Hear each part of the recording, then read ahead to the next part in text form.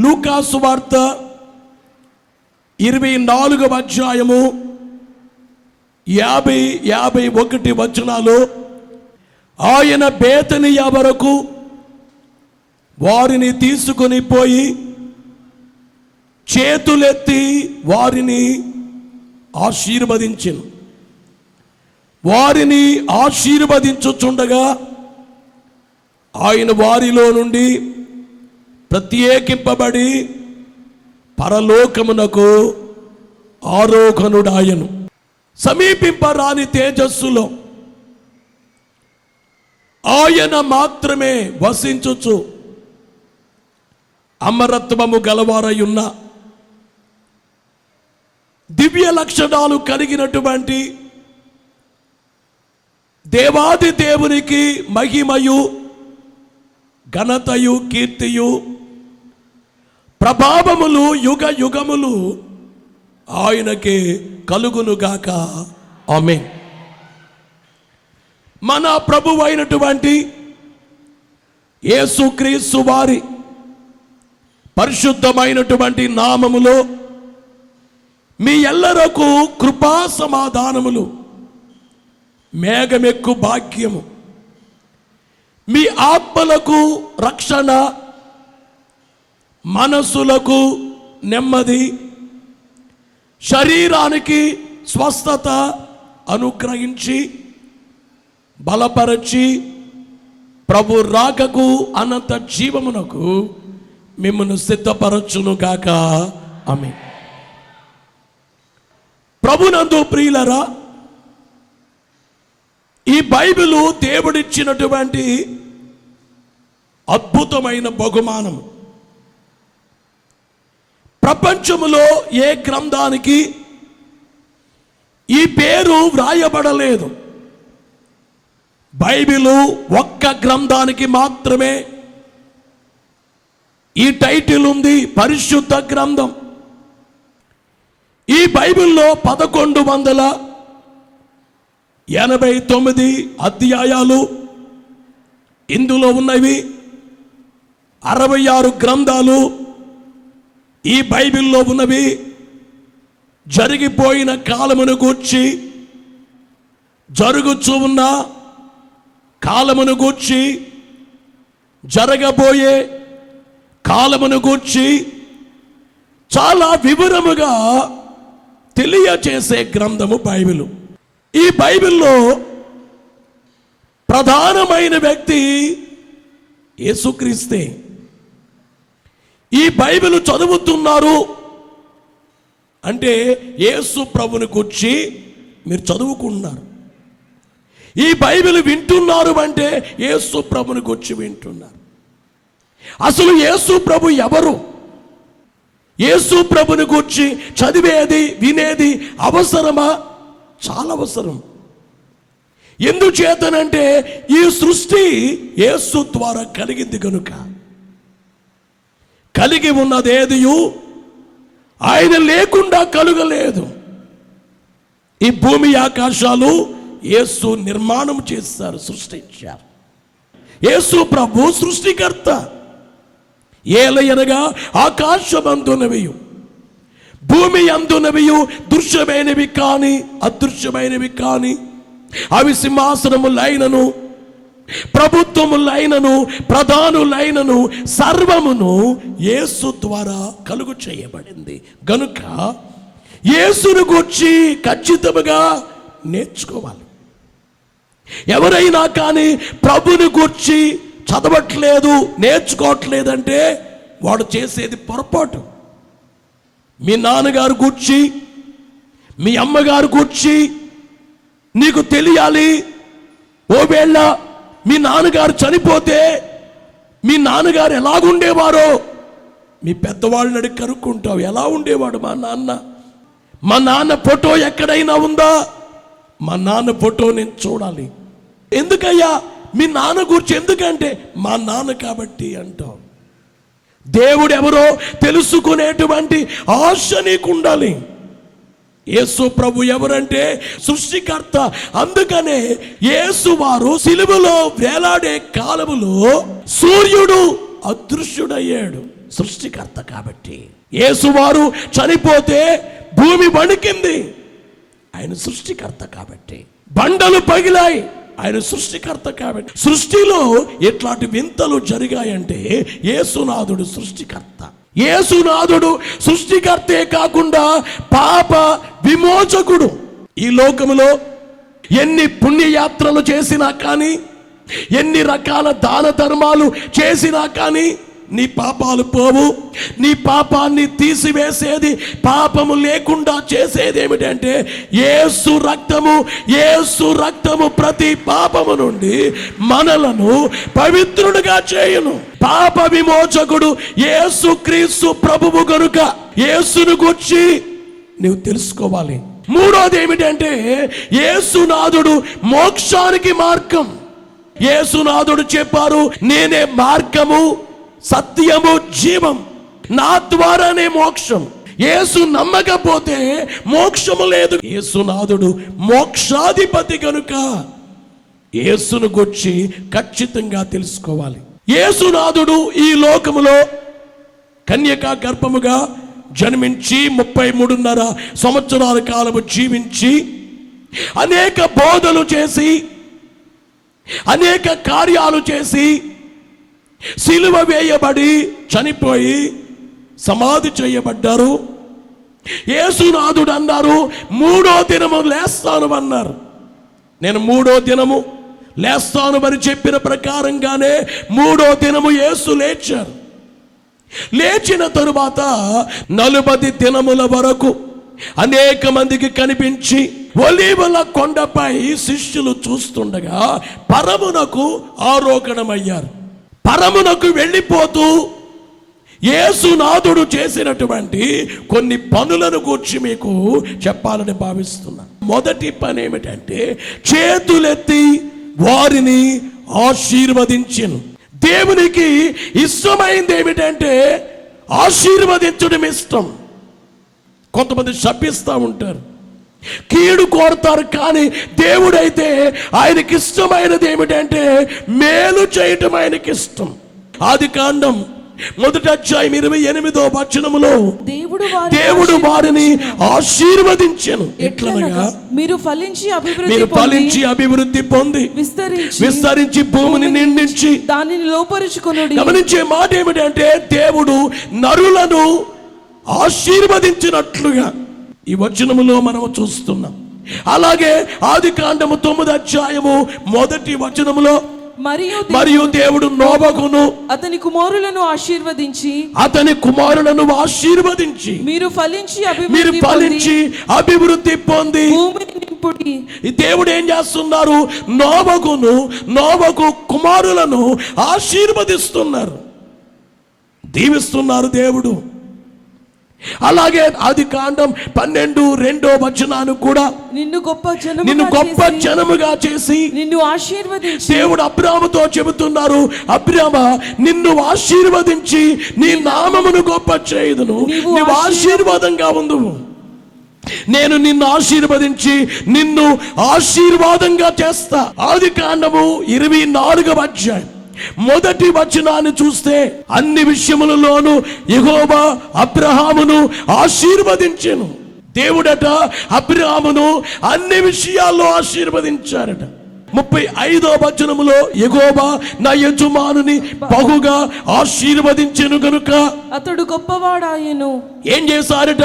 అబ్రహామును దేవుడు బహుగా ఆశీర్వదించారట. బహుగా ఆశీర్వదించినందున అతడు గొప్పవాడాయను.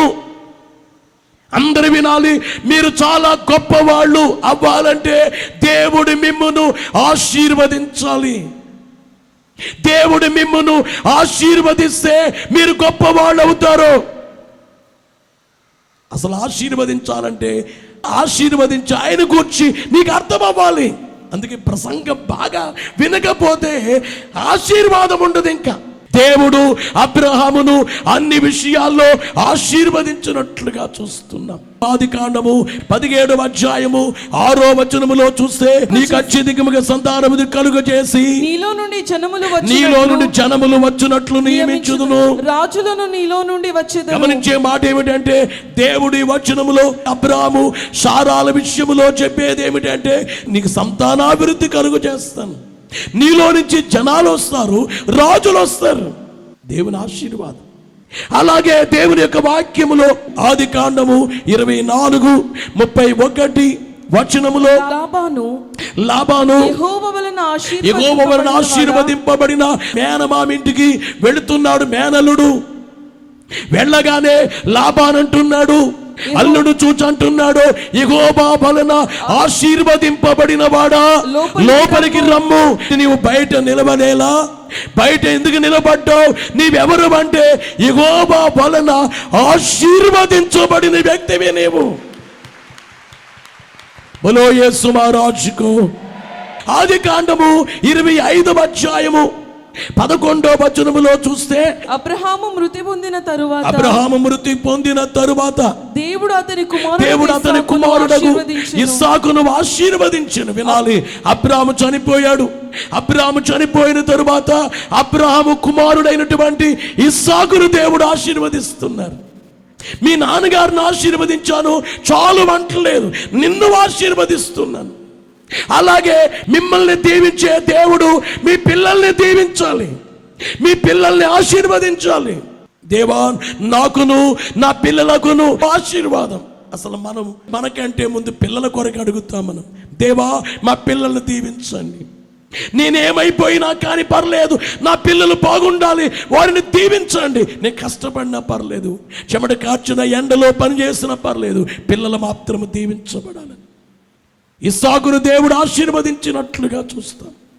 ఆదికాండము 30వ అధ్యాయము 27వ వచనములో చూస్తే అందుకు లాబాను అతనితో నీ కటాక్షము నా మీద ఉన్న ఎడల నా మాట వినుము. యాకోబు లాబానింట్లో ఉంటేనట నిన్ను బట్టి యెహోవా నన్ను ఆశీర్వదించెనని శకునము చూచి తెలుసుకుంటేనని చెప్పాను. గమనించాలి, యాకోబుని బట్టి లాబాను దీవించబడ్డాడట. అంటే ఆశీర్వదించబడిన వారు వాళ్ళు ఎక్కడున్నా కానీ, ఆశీర్వదించబడిన వాళ్ళు ఏ ఇంట్లోకి వెళ్ళినా కానీ ఆ ఇల్లు ఆశీర్వదించబడుతుంది.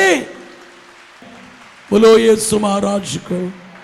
పెళ్లి కాని కుమార్తెల్లారా, నీవు పెళ్లి కాకమునుపు నీవు ఆశీర్వదించబడితే, నీవు మీ అత్తగారింటికి వెళ్ళిన తరువాత నిన్ను బట్టి ఆ ఇల్లు ఆశీర్వదించబడుతుంది. ఆశీర్వాదం నీవు అడుగు పెట్టిన తరువాత ఆశీర్వాదం పొందుతుంది. ఒకవేళ వాడు గుర్తించకపోయినా వారికి ఏదైనా యుగ ప్రాబ్లం ఉండొచ్చు, ఒప్పుకోవడానికి ఇష్టం కాకపోవచ్చు, కానీ నిన్ను బట్టి ఆ ఇల్లు ఆశీర్వదించబడేది ఖాయం. ఆదికాండము 39వ అధ్యాయము 5వ వచనములో చూస్తే అతడు తన ఇంటి మీదను తనకు కలిగినదంతటి మీదను అతని విచారణకర్తగా నియమించిన కాలం మొదలుకొని యెహోవా యోసేపు నిమిత్తము ఆ ఐగుప్తుని ఇంటిని ఆశీర్వదించెను. విన్నారా? ఒక ఐగుప్తుని ఇంట్లో ఉన్నాడు యోసేపు. ఆశీర్వదించబడినటువంటి యోసేపుని బట్టి ఆ ఇల్లు దీవించబడింది. ఈ వాక్యాన్ని వినేవారు మీరు దుబాయ్లోనో, కువైట్లోనో, అమెరికాలోనో, ఏ కంపెనీలోనో మీరు ఉద్యోగాలు చేస్తున్నారేమో, నీవు నిజంగా దేవుని చేత ఆశీర్వదించబడితే, నువ్వు ఫ్యాక్టరీలో జాబ్ చేస్తే నిన్ను బట్టి ఆ ఫ్యాక్టరీ ఇంకా ఆశీర్వదించబడుతుంది. బోలో యేసు మహారాజుకు. యోసేపు ఆశీర్వదించబడిన వాడు. ఈ రోజు నేను అడుగుతున్నాను, మీలో ఎంతమంది ఆశీర్వదించబడ్డారు చెప్పగలరా? దేవుడు నన్ను ఆశీర్వదించారు అంటే ఆశీర్వదించడానికి తగినట్లుగా నీవు ఉన్నావా? ఆయన చెప్పినట్లుగా నీ వింటున్నావా? ఆయనకి లోబడ్డావా? దేవుడు నాకు 92వ సంవత్సరములు అన్నారు, నా కుమారుడా నేను నీకు చూపించుచున్న రాయలసీమ ప్రాంతమైన అనంతపురం జిల్లా వెళ్ళుము, నిన్ను నిలవబెట్టుకొని బలమైన సేవను జరిగిస్తాను, నిన్ను ఆశీర్వదిస్తాను, నీవు నా వైపు చూడు, నాకు చివరిలో చెప్పిన మాట ఏమిటంటే, చాలా విషయాలు చెప్పి నీవు నా వైపు చూడు అన్నారు. అంటే ఇవన్నీ పొందాలంటే నా వైపు చూడాలి. నీవు నా వైపు చూడకపోతే నీకు ఆశీర్వాదం లేదు. మీలో ఎవరైనా కానీ ఆశీర్వదించబడాలి అంటే దేవుని వైపు చూడాలి. మీరు దావీదు సంకీర్తన 115వ సంకీర్తన 14వ వచనము నుండి, యెహోవా మిమ్మును మీ పిల్లలను వృద్ధి పొందించును. భూమి ఆకాశములను సృజించిన యెహోవా చేత మీరు ఆశీర్వదింపబడిన వారు. మిమ్మల్ని ఆశీర్వదించినటువంటి ఆయన ఎట్లాంటి వారు? మిమ్మల్ని మనుషులు ఆశీర్వదించవచ్చు. ఇప్పుడు మనం ఉన్నామండి, మనకంటే పెద్దోళ్ళు ఆశీర్వదిస్తారు, తల్లి ఆశీర్వదిస్తారు, తండ్రి ఆశీర్వదిస్తారు. అందుకని తల్లిదండ్రులు ఎప్పుడు కూడా పిల్లల్ని నువ్వు నాశనం అయిపోవాలి అని అనకూడదు. ఎప్పుడు నువ్వు సరి చేసుకో, నువ్వు దీవించబడాలి, నువ్వు దీవించబడతావు. నీ నోటి నుంచి ఆశీర్వాదమే రావాలి తప్ప శాపం రాకూడదు. ఒకవేళ నీవు ఆశీర్వదించినా కానీ అది రాకపోవచ్చు, నువ్వు మనిషివి కాబట్టి. గురువులైన వారు, విద్యార్థులైన వారు శిష్యుల్ని ఆశీర్వదించేది అదే జరగకపోవచ్చు. భూమి ఆకాశాలు ఎవరైతే సృజించారో ఆయన చేత మీరు ఆశీర్వదింపబడిన వారు. యేసు మహారాజుకు ఆకాశమును యెహోవా వర్షము, భూమిని ఆయన నరులకు ఇచ్చి ఉన్నాడు. ఆకాశం ఆయన వర్షం భూమిని నరులకు ఇచ్చారు. భూమి ఆకాశాలు కలుగజేసినటువంటి ఆయనే ఆశీర్వదించే. అందుకే ఒకవేళ నిన్ను దేవుడు గాక దీవిస్తే, ఆశీర్వదిస్తే, చాలా మంది అంటారు, అయ్యా మా ఇంటి పక్కోళ్ళు మా నాశనం కోరుతున్నారు, మాకు చేతబడి చేశారు, మాకు చెడుపు చేశారు, మమ్మల్ని చాలా బాధ పెడుతున్నారు, మేము చాలా చాలా నలిగిపోతున్నాం అనేవాళ్ళారా? నేను మీకు తెలియజేసే మాట ఏమిటంటే, దేవుడే కాక నిన్ను దీవిస్తే, నిన్ను ఆశీర్వదిస్తే, ఆ ఆశీర్వాదాన్ని ఆపటము ఎవరి తరము కాదు కాదు కాదు. దేవుడు నేను దీవిస్తే. నీరో చక్రవర్తి అన్నాడు, ఈ ప్రపంచంలో క్రైస్తవుడు అని వాడు ఉండకూడదు అన్నాడు నీరో. కానీ నీరో చక్రవర్తి సూసైడ్ చేసుకుని చనిపోయాడు. ఆయన అనుకున్నాడు, ప్రపంచంలో క్రీస్తు నమ్మిన వాడు ఒక్కడు కూడా ఉండకూడదంటే, ఈ రోజున ప్రపంచ జనాభాలో ఎక్కువ మంది యేసును నమ్మిన వారే.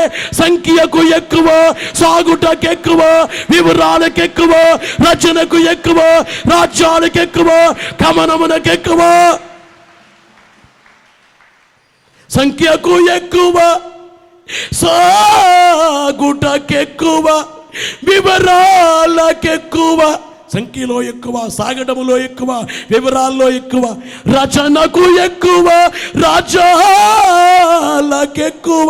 ఎంతమంది అయినా కానీ ఈవేళ కూడా కొంతమంది ఈ క్రైస్తవ సంఘాన్ని ఎలాగాపు చేయాలి, సువార్త ఎలాగాపు చేయాలి, దేవుని సేవకుల్ని ఎలాగ ఇబ్బంది పెట్టాలి, చర్చలు కట్టకుండా ఎంత ఆటంకపరచాలి, ఏమైనా కానీ దేవుడు జరిగించే పని జరగకుండా ఆగదు. అది జరిగించబడుతూనే ఉంటుంది, సాగిపోతూ ఉంటుంది. మా అమ్మగారు నేర్పించిన పాటలు, ఓడ వెళ్ళిపోతుంది, ఈ ఓడ సువార్త ఓడ వెళ్ళిపోతుంది, ఈ ఓడ ఆగదు. గాలి తుఫానులకు తేలిపోతీవాడా,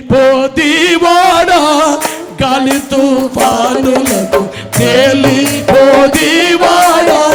గాలిని కత్తించు గనుడే సూరజు, గాలిని కత్తించు గనుడే సూరజు, వాడ వెళ్ళిపోవచ్చున్నది,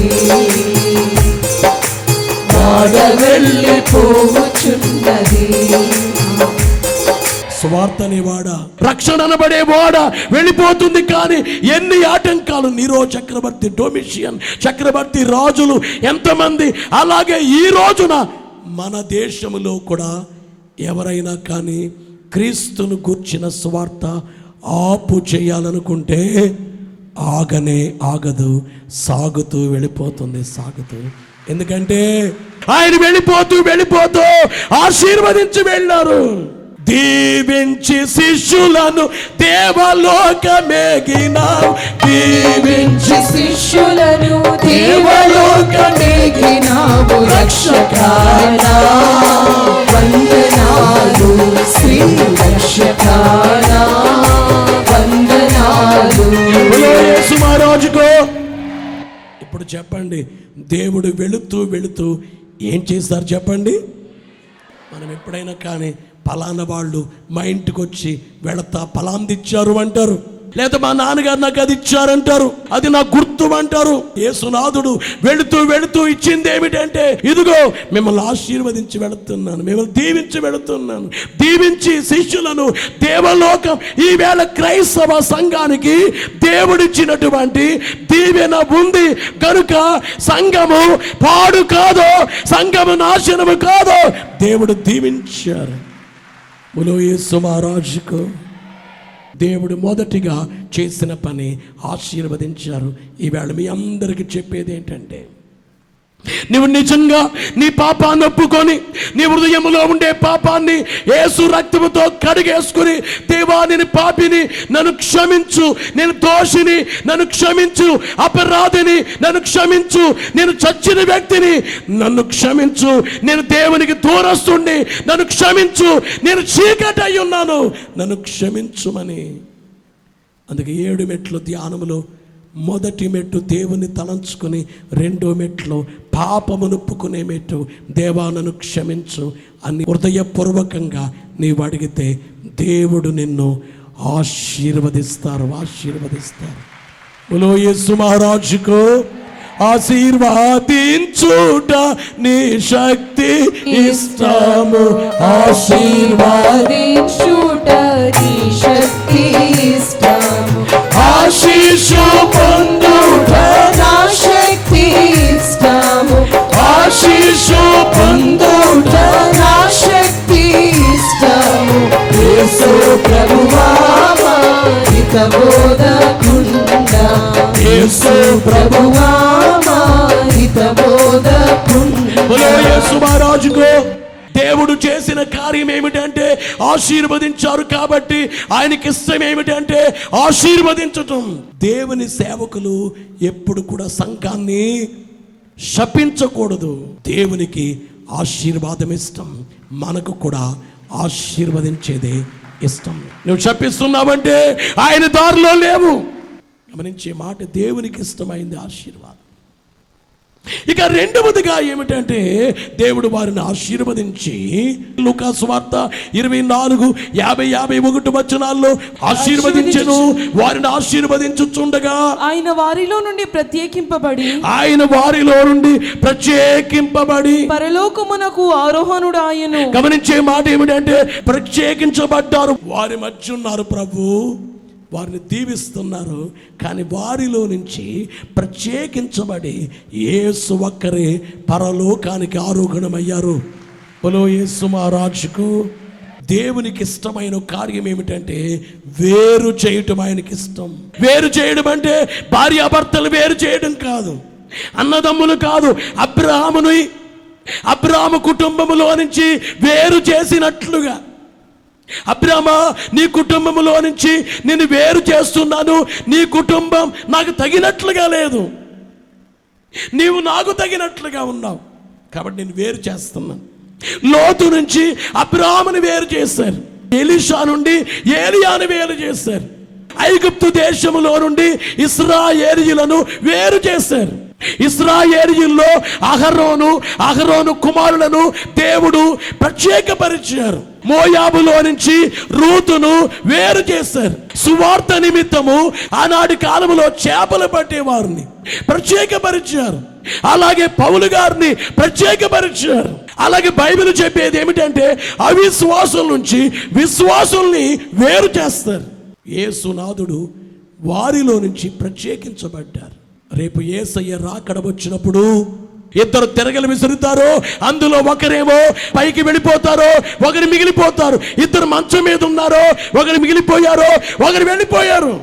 పొలములో ఇద్దరు పని చేస్తారు, ఒకడేమో పైకి వెళ్తారు, ఒకరు విడిచిపెట్టబడతారు. రేపొద్దుట యేసయ్య రాకడ వచ్చినప్పుడు నీ వేరు చేయబడతావా? అట్లాంటి కెపాసిటీ నీకుందా? అసలు నువ్వు లోకము నుంచి వేరయ్యావా? పాపము నుంచి వేరయ్యావా? లోకస్తులతో కలిసి ఉన్న నీవు వేరయ్యావా? ఈవేళ లోకముతో సంఘము ఏకమైంది. యవనస్తులైన కుమారులారా, కుమార్తెలారా, నువ్వు యేసుని నమ్ముకున్నావు, పరిశుద్ధుడైన దేవుని నమ్ము. కానీ నీకును నీ ఫ్రెండ్స్కి తేడా లేకుండా, నీ ఫ్రెండ్స్ ఎట్లా ఉన్నారు, నీవు అలాగే ఉన్నావు, నీవేం వేరైనట్లు. లోకముతో సంఘము ఏకమైపోయింది. ఈ రోజున నీ ప్రత్యేకత ఏంటి? నీకు ఓ సాక్ష్యం అంటుందా? నువ్వు ప్రత్యేకించబడినప్పుడే నువ్వు సాక్ష్యము చెప్పగలవు. దేవుడు నీకు ఆశీర్వదించారు. యేసునాథుడు వారి నుంచి ప్రత్యేకించబడ్డారు. శిష్యులందరూ గొప్పవారే, కానీ మేఘం ఎక్కవలసింది యేసునాథుడు ఎక్కాలి. తర్వాత మేఘం వీళ్ళందరూ ఆరోహణమవుతారు యేసు రాకడ కాలంలో. కానీ గమనించే ఈ అంశాన్ని బట్టి నిన్ను అడిగేది ఏమిటంటే, అసలు నువ్వు లోకం నుంచి వేరయ్యావా? రేపు యేసయ్య రాకడొచ్చిన కాలంలో ఈ లోకము నుంచి దేవుడు ఎవరైతే వేరుగా ఉన్నారో వాళ్ళందరినీ కూడా ఆకాశ మండలానికి ఆకర్షించుకుంటారు. ఆర్భాటముతో, ప్రధాన దూత శబ్దముతో, దేవుని బూరతో పరలోకము నుండి ప్రభు దిగి వచ్చినప్పుడు క్రీస్తునందుండి మృతులైన వారు మొదట లేతురు. ఆ మీదట సజీవులమై నిలిచియుండు మనము వారితో కూడా ఏకముగా ప్రభును ఎదుర్కొనుటకు ఆకాశ మండలమునకు మేఘముల మీద కొనుపోబడదము. ఒకటి, యేసునాథుడు ఆశీర్వదించారు. రెండోది, వేరు చేయబడ్డారు, ప్రత్యేకించబడ్డారు. మూడోది, ఆరోహణమయ్యారు. మనందరము ఆశీర్వదించాలి, లోకాన్ని దీవించాలి. లోకములో ఉన్నవారు మార్పు చెంది దీవించబడేటట్లు ప్రార్థన చేయాలి. ఈ వాక్యాలు మీలో పదిలం చేసుకోండి. యేసైతే సిలువేయబడ్డారు, చనిపోయారు, తిరిగి లేచారు, పరమనకు వెళ్ళారు. యేసు రాబోతున్నారు. ఆ రాకడకు సిద్ధపడి మేఘమెక్కు భాగ్యం దేవుడు మెండుగా మనకెల్లరకు దయచేయునుగాక.